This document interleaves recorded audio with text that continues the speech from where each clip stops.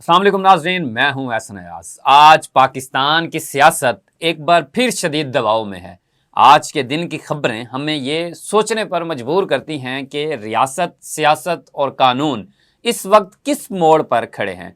एक तरफ live TV पर वफाकी वजीर की नशरियात बंद हो जाती हैं, दूसरी तरफ बैरून मुल्क से अस्करी क़यादत को धमकियां दी जाती हैं। एक सूबे का वजीर आला काफिले के साथ लाहौर पहुंचने वाला है। इलेक्शन कमीशन इंतखाबी शेड्यूल में तोसीह करता है और सुप्रीम कोर्ट कानून की हद वाजे कर देती है। आज हम इन तमाम खबरों को अलग अलग नहीं बल्कि एक मुकम्मल तस्वीर के तौर पर देखेंगे कि लाइव शो के दौरान एहसन इकबाल की वीडियो कॉल क्यों बंद हुई। नाज़रीन, ये एक ऐसा वाक़या पेश आया जिसकी तवक्को नहीं थी। ARY न्यूज़ के प्रोग्राम में जहां वफाकी वजीर एहसन इकबाल PTI के साथ मुज़ाकरात पर बात कर रहे थे, वो बजरिया वीडियो कॉल प्रोग्राम में शामिल थे कि अचानक एक शख्स कमरे में दाखिल हुआ। उसी वक्त आवाज़ आई, बंद करो इसे।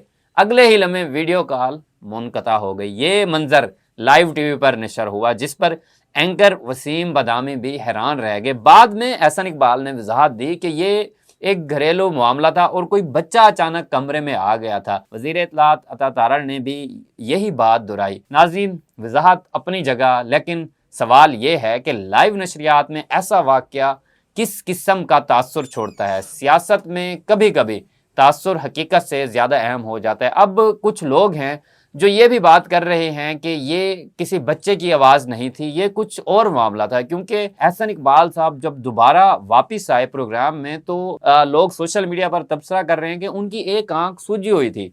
अब ये अल्लाह बेहतर जानता है कि वहाँ पर क्या मामला हुआ, लेकिन एहसन इकबाल साहब जब वापस आए तो उन्होंने ये कहा वसीम बदामी को कि ऑल इज़ वेल।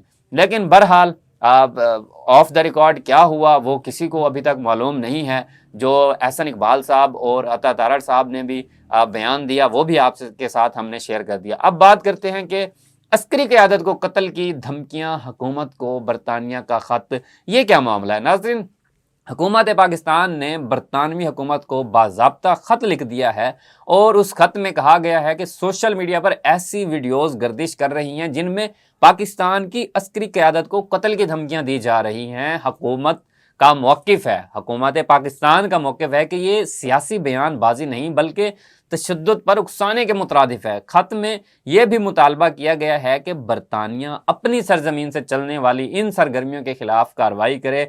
हुकूमत ने वाज़े कहा है कि अगर इस मामले को संजीदगी से ना लिया गया तो इसके सफारती असरात हो सकते हैं। ये मामला अब सिर्फ सियासत नहीं बल्कि रियासती सलामती से जुड़ चुका है। नाज़रीन, अगर मैं यहाँ पर बात करूँ कि ये जो ये बयानिया बनाया गया है कि किसको टारगेट किया जा रहा है, तो ये जो PTI के लोग बाहर बैठे हुए हैं ये उन पर बात की जा रही है कि वो लोगों को उकसा रहे हैं। ये खबर डायरेक्टली या इनडायरेक्टली PTI के जो सोशल मीडिया वर्कर्स हैं जो बाहर बैठे हुए हैं उन पर ही ये फिट होती है, क्योंकि आज सोशल मीडिया का दौर है और हर इंसान, हर शख्स इस चीज़ से वाकिफ़ है कि कौन इस तरह के बयानबाजी करता है और जो ये बयान दिया गया है वो किस पर दिया गया है। तो नाज़रीन, आगे बढ़ते हैं अपनी तीसरी खबर की तरफ कि वज़ीर आला खैबर पख्तूनख्वा लाहौर का दौरा कर रहे हैं। इसी सियासी माहौल में वज़ीर आला सुहेल खान अफरीदी काफ़िले के हमरा लाहौर रवाना हो चुके हैं।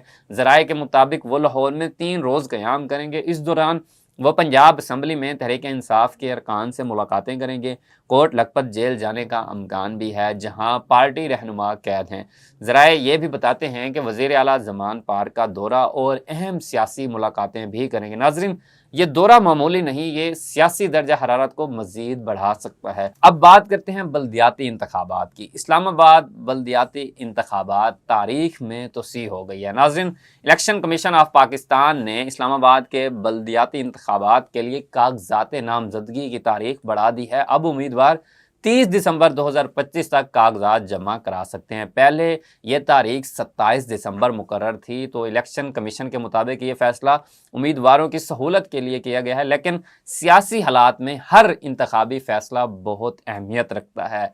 अब सुप्रीम कोर्ट के रिमार्क्स हैं कि कानून की हद वाज़े की जाए। नाजरीन, सुप्रीम कोर्ट में समाअत के दौरान जस्टिस मलिक शहजाद ने एक निहायत अहम बात कही। उन्होंने कहा, قرآن پر فیصلے ہمارے قانون میں نہیں ہوتے، اگر ایسا ہوتا تو جیلیں خالی ہوتی۔ یہ ریمارکس ایک مقدمے کی سماعت کے دوران دیے گئے جس میں ملزم نے قرآن پر حلف دینے کا دعویٰ کیا تھا۔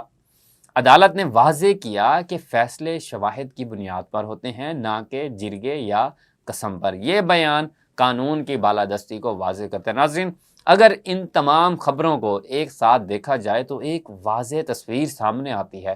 سیاسی دباؤ بڑھ رہا ہے، ریاستی معاملات حساس ہو چکے ہیں، ادارے اپنی حدود واضح کر رہے ہیں اور سیاست اپنی شدت پر ہے۔ یہ وقت ذمہ داری کا ہے، الفاظ کے استعمال کا ہے اور قانون کے احترام کا ہے۔ ناظرین، سیاست اختلاف سے چلتی ہے لیکن تشدد سے نہیں۔